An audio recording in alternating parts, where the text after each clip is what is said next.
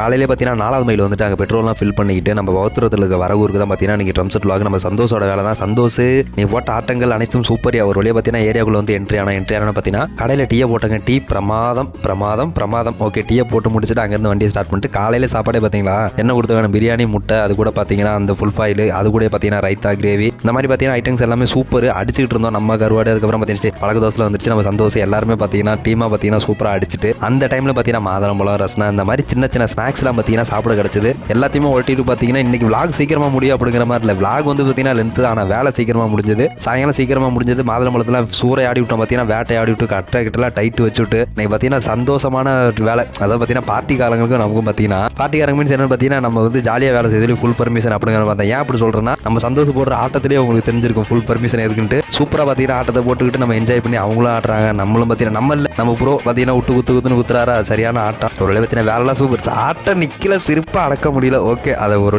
வேலைலாம் முடிஞ்சு ஈவினிங் பார்த்தீங்கன்னா நம்ம பௌத்திரத்தில் இருக்க அந்த பேக்கரிக்கு வந்துட்டு சந்தோஷம் பார்த்தீங்கன்னா பசியாட்டுக்கு மஷ்ரூம் பப்ஸ் 1க்கு 3 போட்டு, பாதாம் பால் 1க்கு 3 போட்டு விட்டு இருக்கிறது எல்லாத்தையும் நாக் அவுட் பண்ணி தட்டி விட்டு அங்கே பார்த்தீங்கன்னா வேணாங்க பட்டையை பிசுறு கிளப்பி விட்டுட்டு தான் பார்த்தீங்கன்னா அங்கேருந்து கிளம்பணும். லாஸ்ட்டாக பார்த்தீங்கன்னா இந்த மில்க் ஷேக் பார்த்தீங்கன்னா 2ல் 1 பார்த்து சூப்பராக பார்த்தீங்கன்னா வேட்டையாடிட்டு அதுக்கப்புறம் தான் அங்கேருந்து கிளம்பணும். வேலை சிறப்பாக முடிஞ்சது. அடுத்த விளாகில் பார்க்கலாம்.